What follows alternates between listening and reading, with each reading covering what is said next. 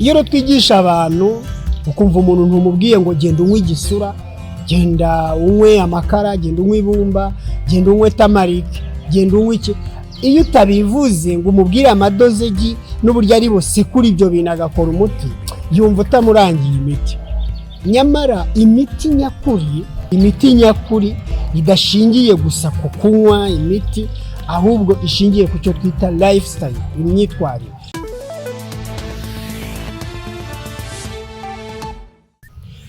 Nongeye kuguha ikaze nshuti muvandimwe, wowe ukunda ibiganiro byacu, nkwifuriza umugisha uturuka ku Mana, ubuntu bw'Umwami wacu Yesu Kristo bubane nawe. Nk'uko bisanzwe ni Proficient Muganga Kayitare. Hashize iminsi tutaganira, mutabona ibiganiro cyangwa se ibyigisho byacu ku mpamvu zitandukanye, ariko turashimira Imana ko twongeye kugaruka imbere ya kamera kugira ngo tubasangize icyo Imana iduhamagarira ndetse n'icyo dukwiriye gukora kugira ngo twitegure kuzaragwa ubwami bw'Imana. Mbere y'uko dutangira ikiganiro cyacu, reka tubanze twicishe bugufi dusenge. Utugiriye neza Mana yacu, Data wera udukunda, turagushimiye cyane kubw'uburinzi bwawe, turagushimira ko waturinze imva, uyu munsi tukaba tugihumeka umwuka w'abazima, uhabwa icyubahiro.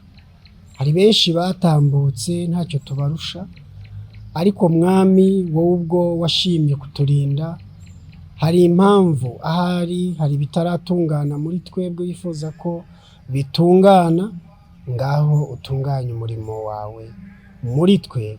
Kandi ubwo tugiye kuganira ibigendanye no kwitungira amagara mazima, twitegura kuzabana nawe mu bwami bwawe, ngwino utuyobore, ari jyewe uvuga ndetse n'unteze amatwi, twese tukugirireho umugisha, kandi dusabira abarwayi barwaye indwara zitandukanye ngo ikiganza cyawe cyiza kibakize mu izina rya Yesu, amen.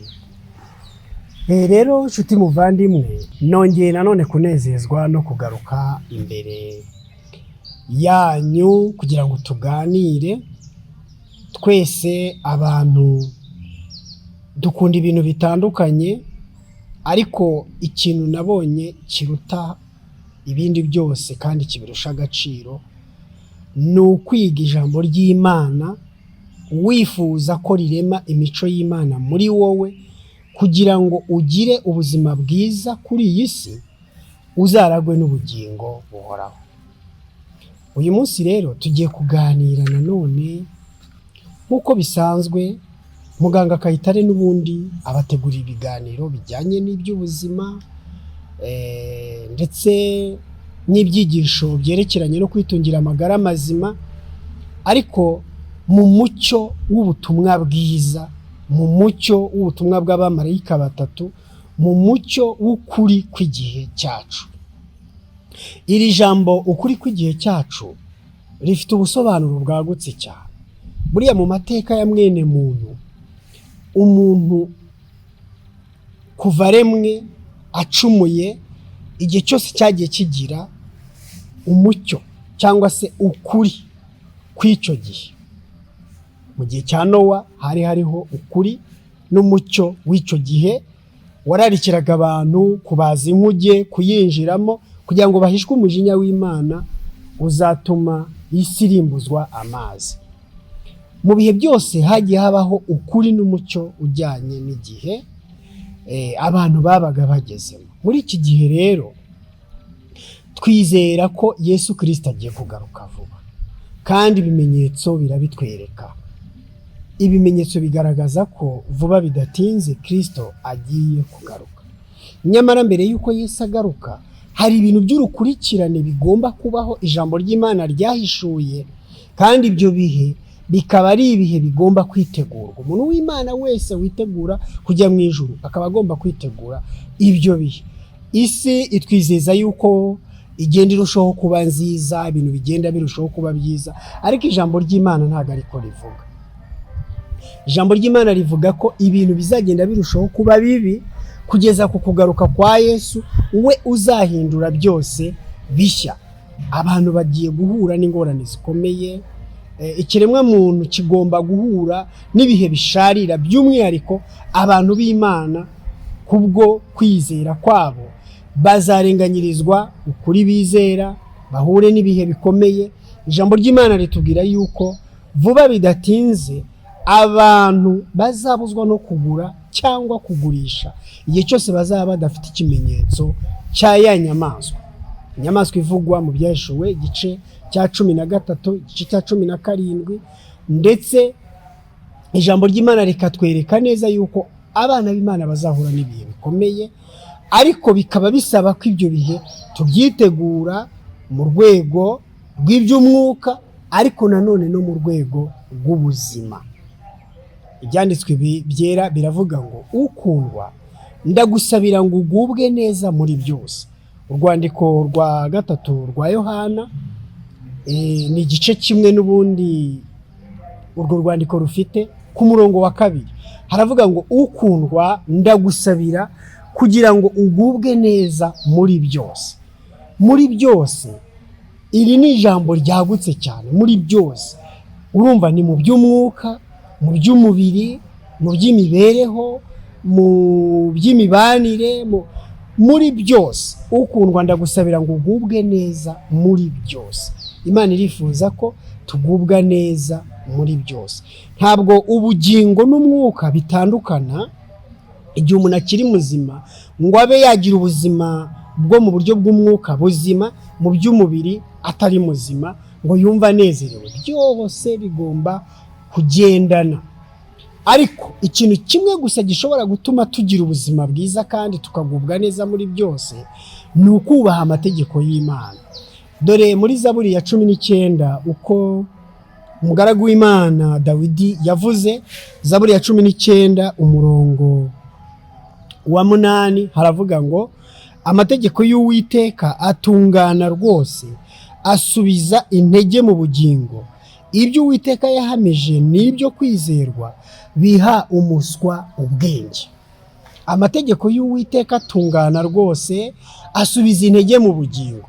Iri jambo ngo asubiza intege mu bugingo ntabwo ari mu bugingo mu buryo bw'umwuka gusa, ahubwo no mu buryo bw'umubiri. Imana ubwayo yateganije ko kubaha amategeko yayo, kumvira amategeko yayo, bihesha ubikoze kugira ubuzima bwiza mu mubiri ndetse no mu mwuka. Amategeko y'Uwiteka atungana rwose, asubiza intege mu bugingo. Hari abantu benshi n'abahingero babaga bararwaye indwara zarananiranye, barivuje, baranyoye imiti yabo yo kwa muganga ya kizungu n'iyi bimera, byaranze, ariko ikosa rishingiye ku kuba batarumviye amategeko agenga imibiri yabo. Ariko kubera kwigishwa bakamenya uburyo imibiri yabo bagomba kuyirinda no kuyibungabunga, za ndwara zikagenda zikira buhoro buhoro, ni ruto akisanga indwara ze zaramushizemo. Urugero naba Ellen White ubwe yiyandikiye avuga yuko icyo gihe yari afite imyaka 80, yiyandikiye avuga neza yuko muri icyo gihe yari afite amagara mazima aruta yo yari afite akiri inkumi, kubera yuko Imana yamuhaye umucyo wo kwitungira amagara mazima kandi akagenda awugenderamo, bigasubiza intege mu bugingo bwe, bigasubiza amagara mazima muri we, aho bitashoboraga gushyirwa mu bikorwa cyangwa se kugerwaho binyuze mu miti iyo ari yo yose. Iyo rero twigisha abantu, ukumva umuntu ntumubwiye ngo genda unywe igisura, genda unywe amakara, genda unywe ibumba, genda unywe tamarike, genda unywe iki, iyo utabivuze ngo umubwire amadozegi n'uburyo ari busekura ibyo bintu agakora umuti, yumva utamurangiye imiti. Nyamara imiti nyakuri, nigeze nigisha urukurikirane rw'ibiganiro cyangwa se ibyigisho byari bifite insanganyamatsiko ivuga ngo imiti nyakuri.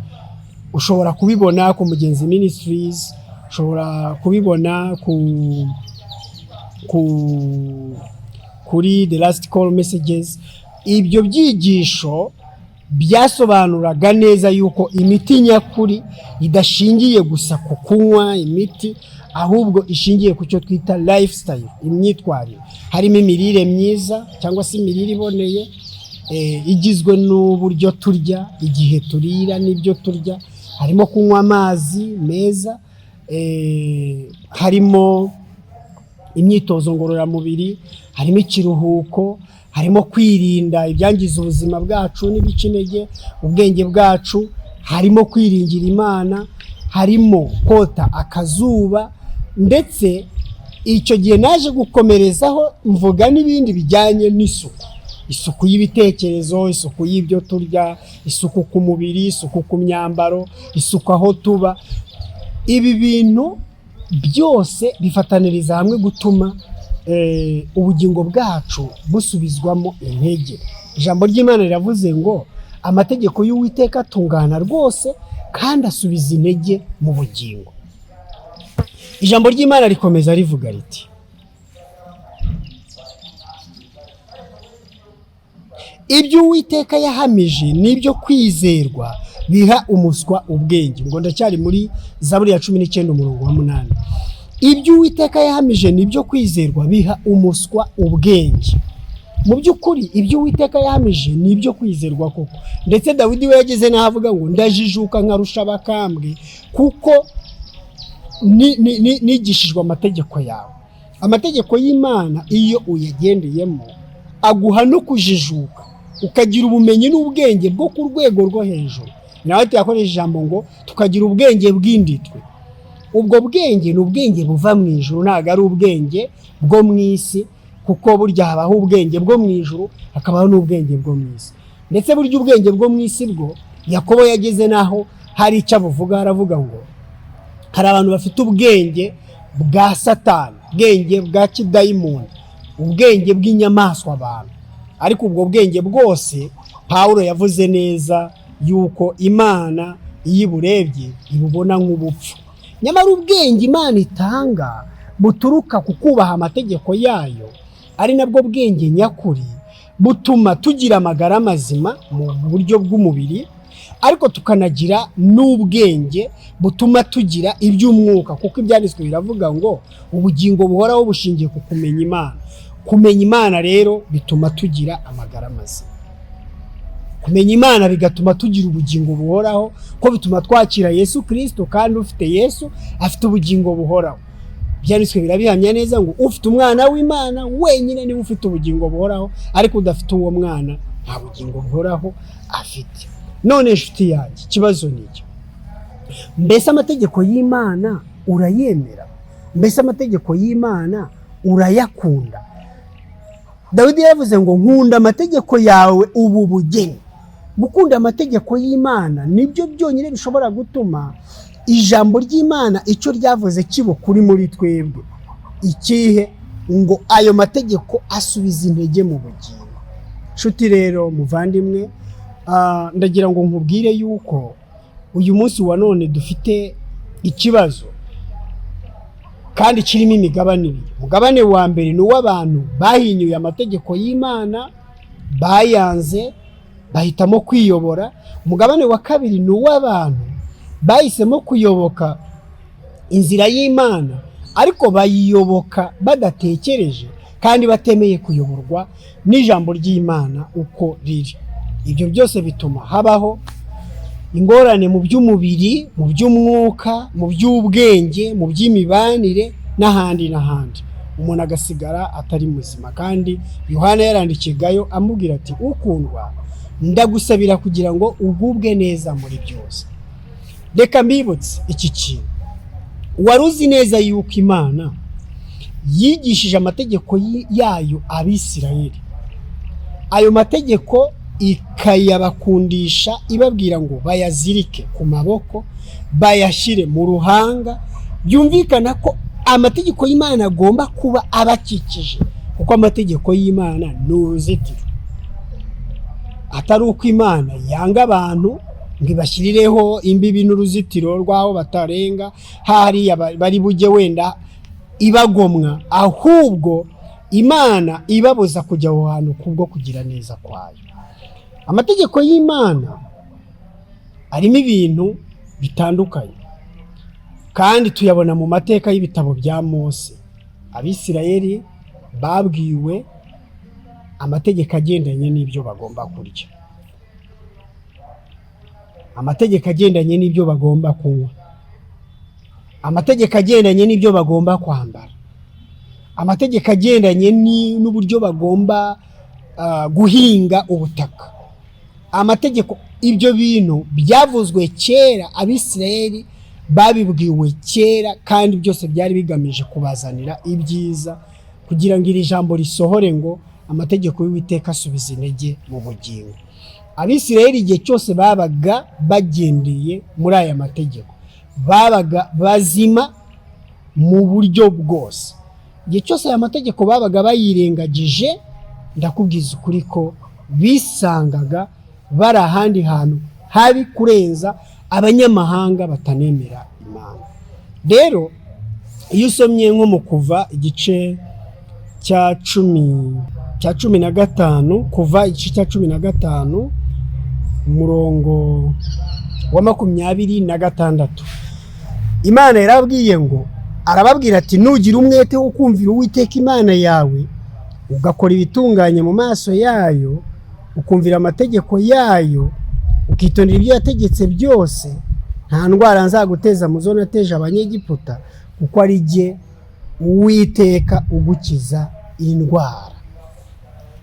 Amategeko y'Uwiteka yagombaga kurinda Abisirayeli ku buryo nta ndwara bashoboraga kurwara, nta byorezo bashoboraga guhura nabyo, nta mugiga, nta kintu icyo ari cyo cyose cyashoboraga kugira icyo kibatwara igihe babaga bagendeye mu mategeko y'Imana. Ku isezerano ry'Imana ari ukuri, yari yarababwiye ngo nzabarinda. Niba Imana yari yarababwiye ngo nzabarinda, iryo sezerano n'uyu munsi riracyari iryacu igihe twaba tugendera mu mategeko y'Imana. Imana iravuze ngo nugira umwete. Urumva ko ari ibintu bisaba gushyiraho umwete. Nugira umwete ukagendera mu mategeko y'Uwiteka, ukayumvira, nta ndwara n'imwe muri za zindi nateje Abanyegiputa nzaguteza. Ese mutekereza muti Imana niyo yatezaga Abanyegiputa indwara z'ibyorezo? Ntabwo ari byo. Abanyegiputa bo bari barahisemo kugendera mu murongo utandukanye n'uw'Imana, bakaba bagomba gusarura ibivuye mu mirimo yabo, kuko buri ikintu cyose kigomba kugira ingaruka. Yesaya niwe wavuze ngo bazaryamana umubabaro. Umuntu wese ibyo akoze agomba kubisaruramo ikibi cyangwa se icyiza. Abanyegiputa bahisemo kwigenga, bibaviramo guhorana indwara ziteye ubwoba. Abisirayeli nabo igihe cyose babaga bahisemo kugoma, za ndwara zarabafataga ndetse n'ibindi bibi byinshi. Ariko igihe babaga bahisemo kugera mu mategeko y'Imana, babaga amahoro masa, kuko byaranditswe ngo azakurinda ube amahoro masa. Ndetse muri Zaburi ya 91 akavuga ngo nta kibi kizakugeraho, uzabirebesha amaso, bizaca hirya ariko wowe ntibizakugeraho. Urumva, yaba ngo mugigaya nijoro n'iki, ntabwo kizakugeraho. Imana yari yateganije ko abana bayo barindwa muri ubwo buryo. Mbese mu mateka yawe ibyo ntiwaba warigeze ubibonaho ko igihe cyose wabaga uri mu mategeko y'Imana, Imana yaguhaga imigisha ikakurinda mu buryo butangaje? Ariko igihe cyose ugomye ukava mu mategeko y'Imana, ibibazo by'uruhuri bitangira kukugeraho, kandi atari uko Imana ikwanga, ahubwo kuko nyine ibyo ukora bigomba kugira umusaruro. Rero muvandimwe inshuti yanjye, ndagira ngo nkurarikire kuzirikana amategeko y'Imana mu buzima bwawe, amategeko agendanye n'ibyo urya, amategeko agendanye n'ibyo unywa, amategeko agendanye n'uburyo uryama, amategeko agendanye n'akazi ukora, amategeko agendanye n'ibyo guhinga. Uyu munsi wa none murashaka kumbwira yuko kanseri niziba nyinshi cyane, abantu bakarushaho kurwara indwara zimeze zityo. Mbese tuzavuga ko ari uko Imana itwanga? Ntabwo ariko bimeze, ahubwo bizaba bishingiye ku buryo isi irimo igenda yangirika bitewe no kwigomeka kwayo no kutumvira amategeko yayo. Ibi ngibi ndabisobanura neza. Ushobora kurwara indwara bidashingiye ko ari wowe wagomeye Imana, ahubwo ari ingaruka z'ibituzengurutse n'ubundi byo kugomera Imana, kuko icyaha cyo iyo cyaje n'ingaruka zacyo zigera kuri mwene muntu uwo ari we wese. Nyamara uyu munsi wa none twebwe nk'abantu b'Imana, ibyo dufitiye ubushobozi tugomba kubikora, ibyo tudafitiye ubushobozi tukabireka, kuko nyine ntabwo ari ibyacu, ariko ibyo dufitiye ubushobozi tugomba kubireka. Reka Uwiteka atugirire neza, atwibutse ko uko byamera kose amategeko y'Uwiteka agizwe n'urukundo gusa. Igihe Yesu yigishaga iby'amategeko ayahuza n'urukundo, yabwiye umuntu umwe amubaza ikibazo ati, mu mategeko usomamo iki? Buriya yashubije neza aravuga ati, mu mategeko dusomamo ngo kundisha Uwiteka umutima wawe wose n'ubwenge bwawe bwose n'imbaraga zawe zose n'ubugingo bwawe bwose, kandi ukunde mugenzi wawe nk'uko wikunda. Icyo nicyo yabonye mu mategeko. Bisobanuye ngo amategeko y'Imana agizwe n'urukundo kandi yuzuyemo urukundo. Baramutse baguhaye icupa ririmo icyo kunywa, muri iryo cupa usomamo iki? Usomamo nyine icyo kirimo. Mu mategeko y'Imana rero hari ikirimo Yesu yabazaga uyu muntu, kandi icyo ni amategeko yubakiye ku rukundo.